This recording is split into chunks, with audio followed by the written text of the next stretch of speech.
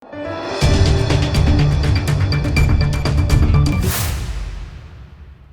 દર્શક મિત્રો, આપ જોઈ રહ્યા છો લોકમૈત્રી ન્યૂઝ. હું છું એન્કર અર્પિતા પટેલ. હવે જોઈએ અગત્યના સમાચાર.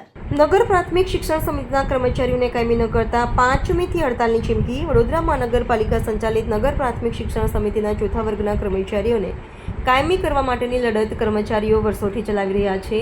જોકે જ્યારે કર્મચારીઓ દ્વારા આંદોલન કે હડતાલની ચીમકી ઉચ્ચારવામાં આવી છે, ત્યારે એન પ્રકારે તેમને સમજાવી દેવામાં આવી છે. હવે આ કર્મચારીઓ કહી રહ્યા છે કે હવે અમે સમજવાના નથી અને અમારો હક લઈને જ રહીશું. તે માટે આગામી 5મી તારીખથી હડતાલની ચીમકી ચોથા વર્ગના કર્મચારીઓ દ્વારા ઉચ્ચારવામાં આવી છે. નગર પ્રાથમિક શિક્ષણ સમિતિના ચોથા વર્ગના કર્મચારીઓના સંઘના પ્રમુખ નિલેશ રાજે આજે તમામ કર્મચારીઓને સાથે રાખી નગર પ્રાથમિક શિક્ષણ સમિતિની વડી કચેરી ખાતે સમિતિના અધ્યક્ષ નિશિત દેસાઈને આવેદનપત્ર આપી રજૂઆત કરી હતી. આગામી દિવસોમાં જો 5 તારીખ સુધી નિરાકરણ નહીં આવે તો અચોક્કસ મુદતની હડતાલ પર ઉતરીશું, તેમ ચોથા વર્ગના કર્મચારી સંઘના પ્રમુખ નિલેશ રાજે જણાવ્યું છે. આજે ગંભીર આક્ષેપો સાથે તેમની પોતાની પ્રતિક્રિયા મીડિયા માધ્યમમાં સમક્ષ આપી હતી. તો સમગ્ર મામલે નગર પ્રાથમિક શિક્ષણ સમિતિના અધ્યક્ષ નિશિત દેસાઈએ આ મામલે પોતાની પ્રતિક્રિયા આપતા કાયમી કરવાની કામગીરી અંગે આ પ્રશ્નના ઉકેલ માટે અમે કામે લાગેલા છીએ તેમ જણાવી પોતાની પ્રતિક્રિયા આપી હતી. Bureau report, Lokmaitri news, Vadodara. બરોબર, 15 રૂપિયામાં નોકરી કરી. જી બા, આજે હડતાલ પર ઉતરવાની વાત ચીમકી ઉચ્ચારીને રજૂઆત કરવા માંગો છો. શું હકીકત છે, શું મુદ્દો છે? અમારે પેન્શન માટે અમને કાયમ કરે એના માટે અમે આજે કેટલા વર્ષથી 38 વર્ષ નોકરી કરી. અમે તો શું મળ્યું? અમને કાયમ કરવા જોઈએ, અમને પેન્શનનો હક આલવો જોઈએ. કેટલી બાયો અમારી મરી ગઈ, તે લોકોની આંખો જ નહીં ખુલતી. અમને આશ્વાસન આલીને જતા રહી છે. તો શું કરવાનું? અમારે સમયથી આવી રજૂઆત કરે હવે તો અમારે તો 92 સાલથી અમને આવી રીતે કર્યા પેન્શન. છેલ્લા આજે મારે 10 વર્ષ થયા રિટાયર થઈ. 2000 અમને લોકોને ઓર્ડર આપ્યો ત્યારે એવું કીધું હતું કે ના બોલવા દો. તમે બોલો, માઇકમાં ડબલ અવાજ નહીં જાય. 2092માં અમને ઓર્ડર આપ્યો ને પ્રોબેશન પીરિયડનો, ત્યારે ખબર નહીં કયા સાહેબે પૈસા લીધા હશે, ખબર નહીં. તો 35 જણાને લીધા હતા, 35,000 રૂપિયા. અને પછી અમારો પ્રોબેશન પીરિયડ પૂરો થવાનો આવ્યો ત્યારે એવું કીધું કે ભાઈ આ લોકોને જ્યાં સુધી એક નિકાલ નહીં આવે ત્યાં સુધી તમને લોકોને પ્રોબેશન રાખવાનું. ત્યારથી બસ પ્રોબેશન ઉપર જ છે. અમને કાયમી નહીં કર્યા કે હંગામી પણ નથી કર્યા એ લોકોએ.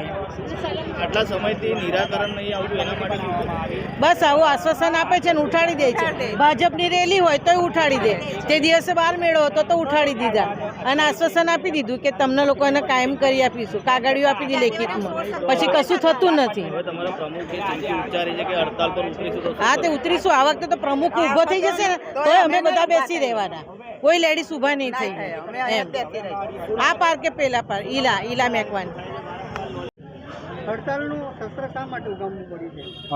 આજરોજ અમે લોકો નગર પ્રાથમિક શિક્ષણ સમિતિ ચોથા વર્ગ કર્મચારી સંઘ વતી શિક્ષણ સમિતિમાં ચેરમેન શ્રી, શાસનાધિકારી શ્રી, કોર્પોરેશનના પદાધિકારીઓ, સાંસદશ્રીને આવેદનપત્ર આપી અને અલ્ટિમેટ આપવા આવ્યા છે કે આગામી 4 તારીખ સુધી જો અમારું કાયમી કરવાનું કામ આગળ નહીં વધે તો 5 તારીખથી અમે લોકો ચોક્કસ મુદ્દતની હડતાલ પર જવાના છે.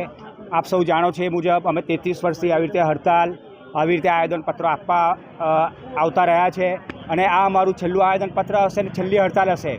અમારો જે હક છે કાયમી કરવાનો, આજે કાયમી કરવા માટેની શિક્ષણ સમિતિ અને કોર્પોરેશને કમિટી બનાવેલી છે.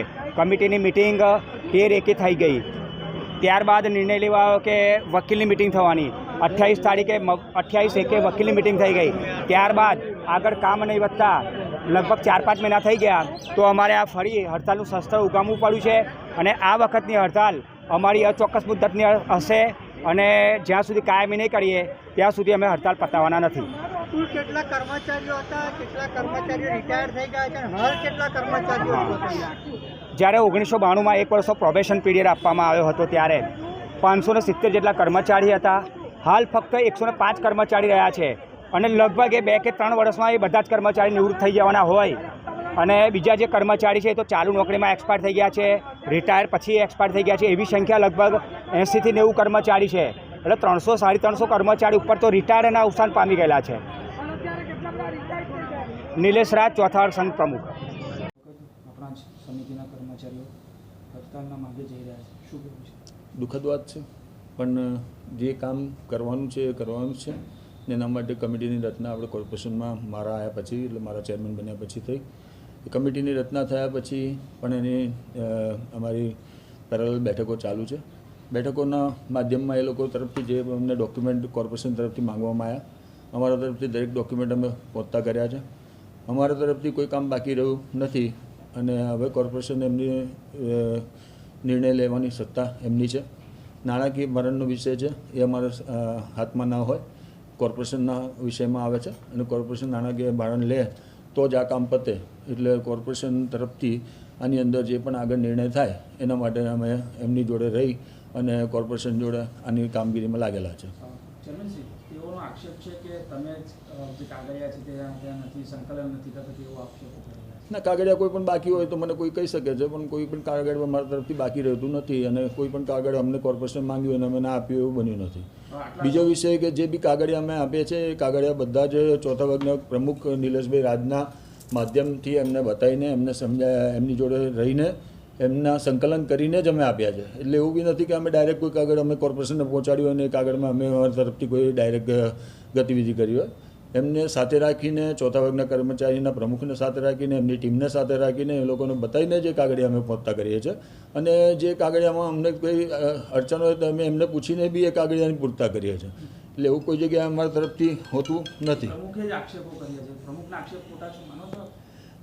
આક્ષેપનો વિષય એવો છે કે માણસ જ્યારે બહુ વખતથી કોઈ કામ ના થતું હોય તો એ વ્યક્તિ બોલી શકે છે કોઈના માટે ગમે તે, પણ અમે અમારી તરફે કોઈ વસ્તુ બાકી નથી રાખી. એ તમને અમે પ્રૂવ કરીએ છીએ અને એ વસ્તુ 100% છે કે અમે કોર્પોરેશનમાં કોઈ પણ કાગળ બાકી રાખ્યો નથી અમારી તરફથી. હવે આ કોર્પોરેશનનો પ્રશ્ન થઈ ગયો છે. આપણે આપણા કર્મચારીઓ માટે તો લડત લડી છે ને આપણે કોર્પોરેશનમાં રજૂઆત તો આ જે કર્મચારીઓ છે એ પોતાના મીડિયાના માધ્યમમાં આવીને ખોટી રીતે પ્રચાર કરી રહ્યા છે, કારણ કે આ તો પ્રોસેસ છે.